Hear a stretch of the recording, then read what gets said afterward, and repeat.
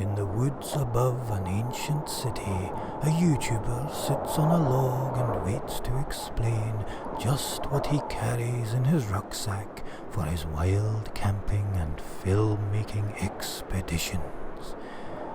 If he had thought of it at the time, he would have said something like, "Roll the intro."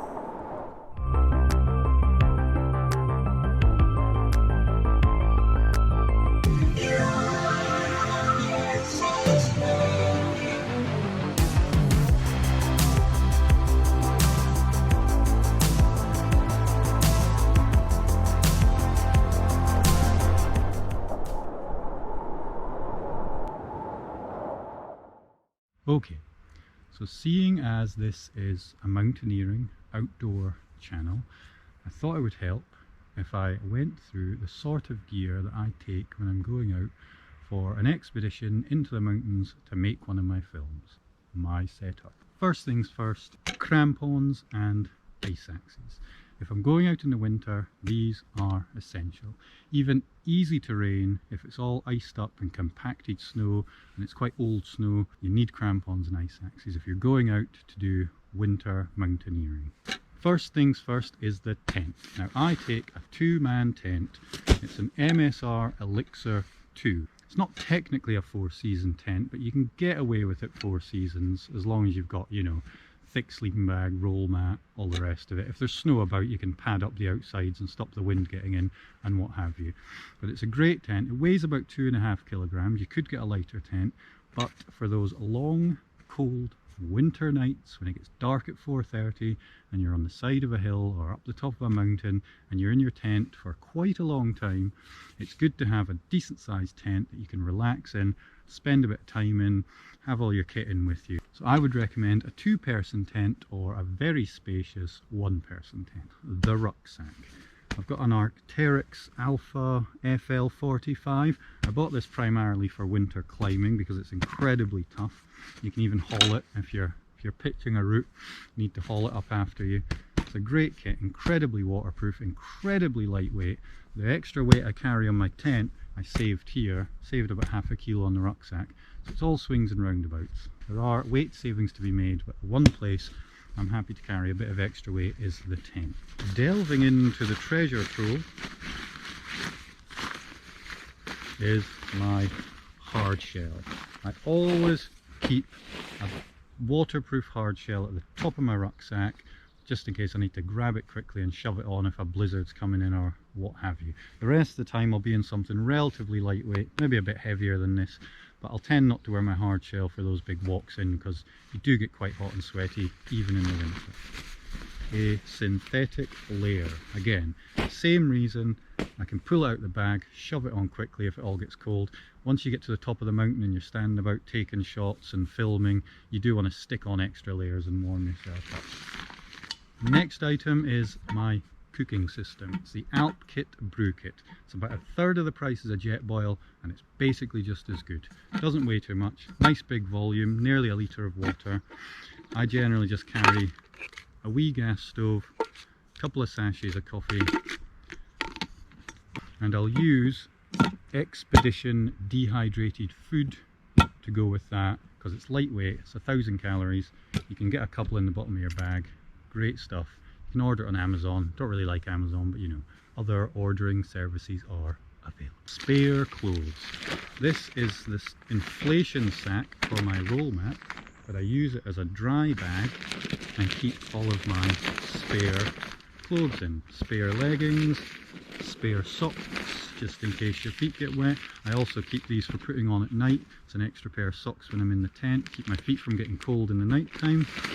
I also keep important electronic, power bank, spare head torch, and then you've got your inflation sack for your roll mat too. Now, what I do carry in the winter is this. Just a little lightweight piece of foil. It's actually Radiator Insulation. It goes behind the radiator. I cut a strip to 6 foot long, Perfect for putting underneath your roll mat on those very cold winter days when you need that extra insulation. The other week I was camping on sheet ice. It was literally sheet ice. Underneath the tent in the snow there was just solid ice. I had to hammer the pegs in using the ice axes. So this was an absolute lifesaver. I was basically sleeping in a freezer, and that was just a lifesaver to have there. Roll mat. I've got the big Agnes Axl Insulated, super lightweight, only about 320 grams, incredibly comfortable, rated to about, I think the R value is 3, so it's not amazing, but when you back it up with this, bumps it up to a 4-season sleeping pad. Great piece of kit, very comfortable, very lightweight, not cheap. Bivvy bag. I always take a bivvy bag because it means I can back up my sleeping bag and my sleep system, adds an extra few degrees if it's very cold outside. But I always like to have this on the mountain in my bag just in case I have an accident, an injury, I get benighted and I'm up there all night. It's good to have something waterproof and windproof that you can climb into, and it will save your life if you're up on the Cairngorm Plateau in the depths of winter. One of these will literally save your life. So get a bivvy bag, they don't cost much. I think this was like £40. A wee inflatable pillow.